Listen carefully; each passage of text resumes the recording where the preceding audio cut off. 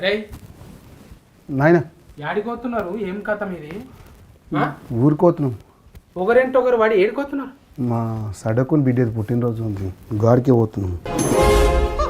సడ్డకుని బిడ్డది పుట్టిన దినం ఇప్పుడు చెప్తున్నారు, నాకు తయారయ్యి పోయేటప్పుడు చెప్తున్నారు.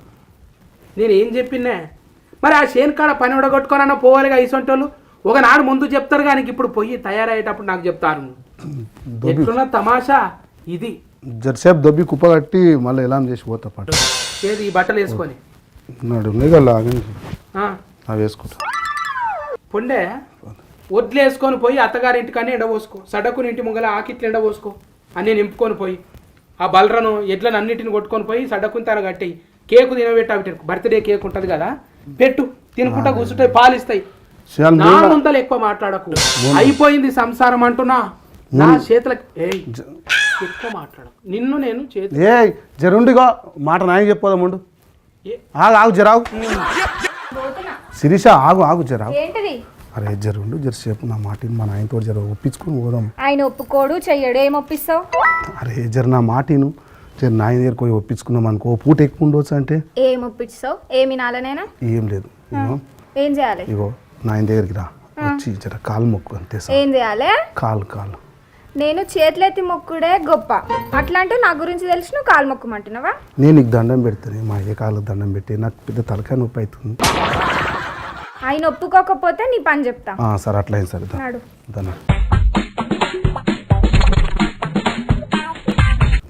దావత్ కోయేడుతుంది పుట్టినరోజు కాడికి.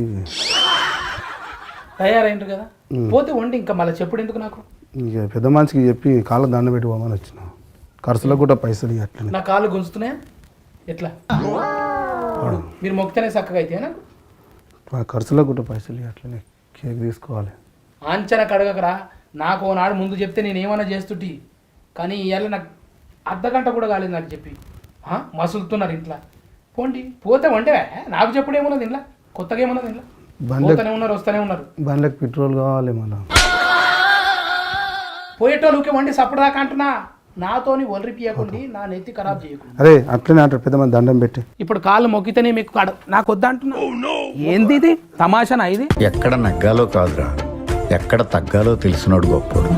వద్దా అంటున్నా, వద్దురా, నీకు దండం పెడతా. వద్దా అంటున్నా, వద్దురా. కాలు మొక్కనీయకుంటే ఇట్లా చేస్తున్నావు మంచిగా. వద్దురా, అయిపోయింది. నా కథనే ఓడిచింది అనుకోండి.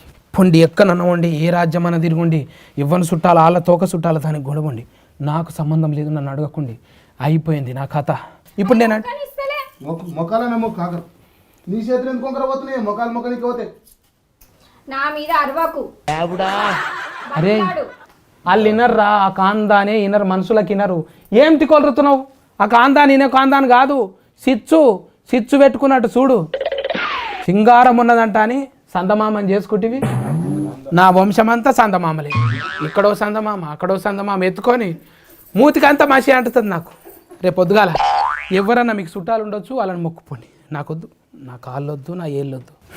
చూసినావా? అందుకని అన్ని మెంటల్ లెక్కలు చేయొద్దని చెప్తా. ఆయన విన్నాడు అని అప్పుడే చెప్పిన. మీరు వెళ్ళరు, నన్ను పోనీయరు, ఒక ఎప్పటి బాయిల కప్పల లెక్కని ఇంట్లోనే ఉండుర్రి. మీకు ఎంత చెప్పినా అర్థం కాదు. నేను కూడా పోనీగా పొర్రి. చూసినావురా, నేనుండంగా కన్న తండ్రిని ఉండంగా నిన్ను ఏమంటున్నది? మెంటలోడ అంటున్నది. సోయి నాది ఇప్పటికన్నా సోయి వస్తున్నదా? నెత్తి మీద ఎంటికలు పెంచినావు కానీ నెత్తిలో దమాకు మరిచినవురా. పెన్లం అనేది నెత్తిలో పేనస్ ఉంటుందిరా, ఏమనకపోతే ఎంటికలు కూడా కొరుకుతుంది. దాన్ని తీసి కుక్కాలి, కుక్కితేనే కుక్కినట్టు పడి ఉంటుందిరా. బట్టె బాజిగాడ నువ్వు కొడుకు అయితే అరే